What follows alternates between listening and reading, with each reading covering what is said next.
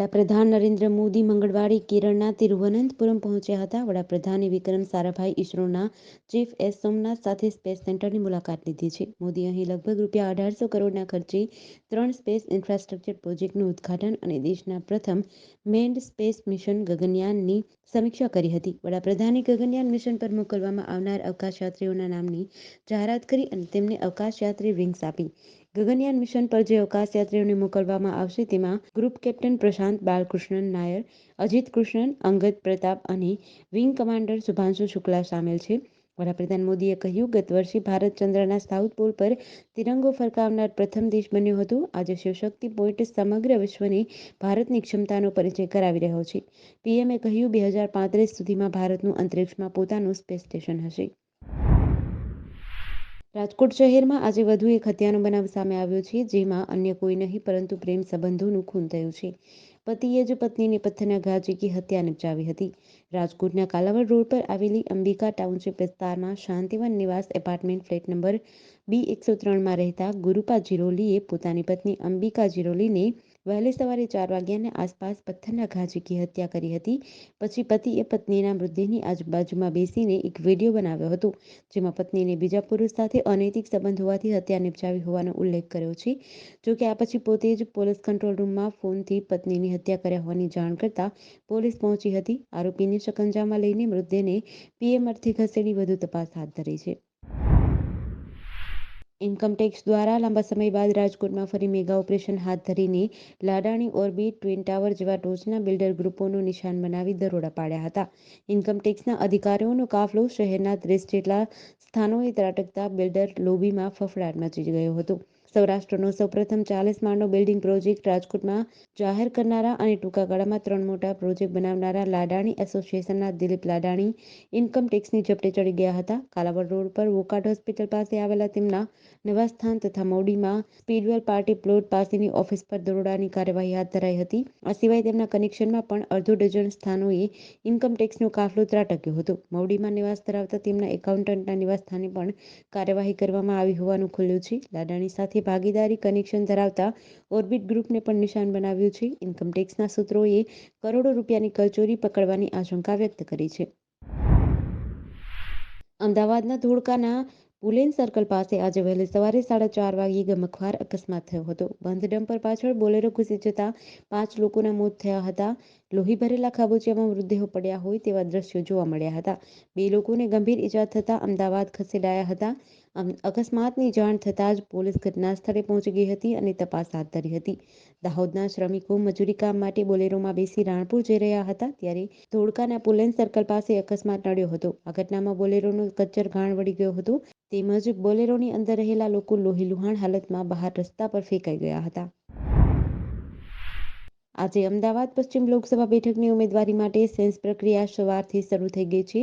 SC અનામત seat પર લોકસભાની ચૂંટણી લડવા માટે ઉમેદવારોનો રાફડો ફાટ્યો છે. બપોરે 12 વાગ્યા સુધીમાં ભાજપના સાંસદ, ધારાસભ્ય, પૂર્વ ધારાસભ્ય અને શહેર સંગઠનના હોદ્દેદારો મળી કુલ 35 લોકોએ પોતાની ઉમેદવારી અમદાવાદ પશ્ચિમ લોકસભા બેઠક માટે નોંધાવી છે. હજી પણ દાવેદારી નોંધાવવા માટે નેતાઓ આવ્યા છે. ગુજરાતી ગાયક કલાકાર અને સાંસ્કૃતિક સેલના હોદ્દેદાર તેમજ ભાઈ ફેમ અરવિંદ વેગડા પણ અમદાવાદ પશ્ચિમ બેઠક માટે દાવેદારી કરવા પહોંચ્યા છે. અમદાવાદના મેયર પ્રતિભા જૈન, શાસક પક્ષના નેતા ગૌરાંગ પ્રજાપતિ અને દંડક શીતલબેન ડાગા પણ પશ્ચિમ બેઠકના ઉમેદવાર માટે સેન્સ પ્રક્રિયામાં ભાગ લેવા પહોંચ્યા હતા. પશ્ચિમ બેઠક માટે દાવેદારી નોંધાવનાર ડોક્ટર કીર્તિ વડાલિયાએ જણાવ્યું હતું કે હું અમરાઈવાડી વોર્ડમાંથી આવું છું અને પ્રદેશના ડોક્ટર સેલમાં પણ છું. ટીમ ઇન્ડિયાના ફાસ્ટ બોલર મોહમ્મદ શમીની સોમવારે લંડનમાં એડીની સફળ સર્જરી કરવામાં આવી હતી. શમીએ તેના સોશિયલ મીડિયા પર એક ફોટો પોસ્ટ કરીને આ માહિતી આપી હતી. શમીએ ગયા વર્ષે ટીમ ઇન્ડિયા માટે ઓડીઆઈ વર્લ્ડ કપ રમ્યો હતો, જે બાદ તે ઈજાના કારણે ક્રિકેટ રમી શક્યો નહોતો. શમીએ સોશિયલ મીડિયા પર ફોટો પોસ્ટ કરી લખ્યું, મારી એડીનું સફળ ઓપરેશન થયું. રિકવરી થવામાં સમય લાગશે, પરંતુ હું મારા પગ પર ઊભો થવા અને જલ્દી બોલિંગ કરવા માટે ઉત્સાહિત છું. સર્જરી બાદ શમીને લગભગ 3 થી 4 મહિના આરામ કરવો પડી શકે છે. આ પછી જ તે પ્રેક્ટિસ શરૂ કરશે. એનસીએ તરફથી ફિટનેસ ક્લિયરન્સ મળ્યા બાદ જ તેને મેચ રમવાની મંજૂરી મળશે. આમાં 6 થી 8 મહિનાનો સમય લાગી શકે છે.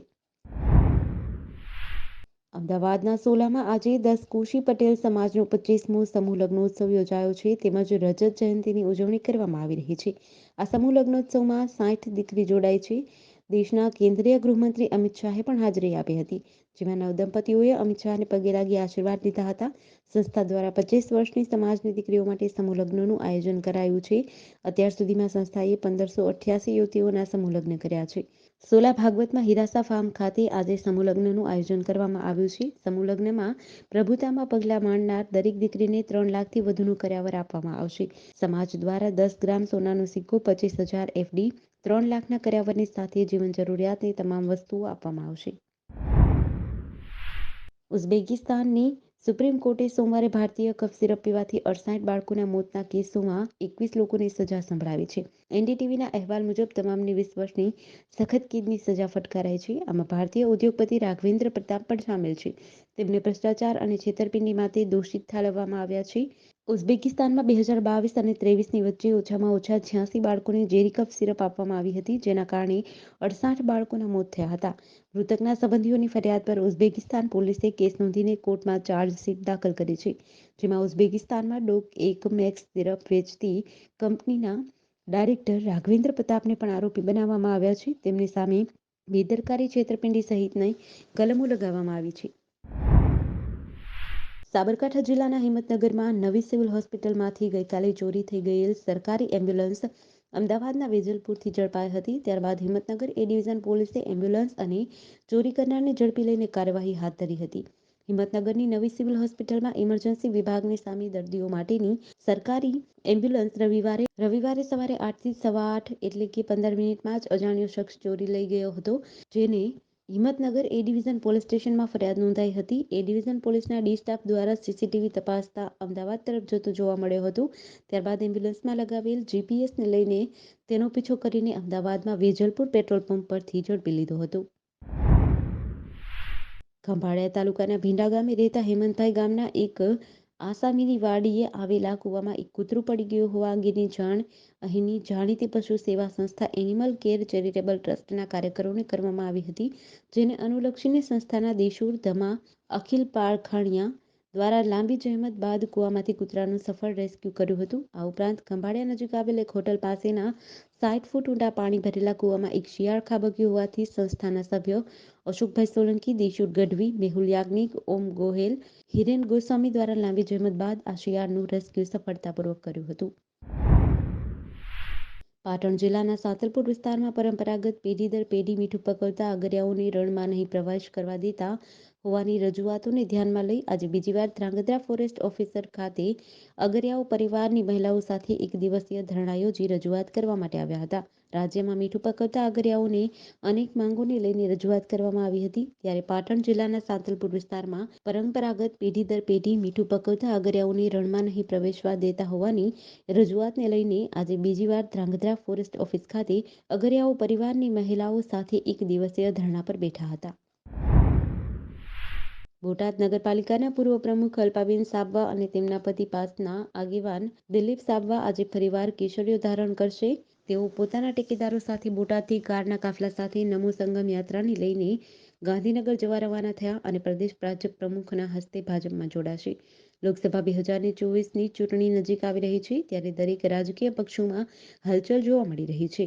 ત્યારે બોટાદ નગરપાલિકાના પૂર્વ પ્રમુખ અલ્પાબેન સાબવા અને તેમના પતિ દિલીપ સાબવા, જેઓ પાટીદાર અનામત આંદોલનના સંગઠન મંત્રી હતા, તેઓ અને તેમના અલગ અલગ સમાજના ટેકેદારો આજે બોટાદથી ગાંધીનગર સુધી કારના કાફલા સાથે નમો સંગમ યાત્રા દ્વારા ભાજપના પ્રદેશ પ્રમુખ સી.આર. પાટીલના અધ્યક્ષસ્થાને વિધિવત ભાજપમાં જોડાશે.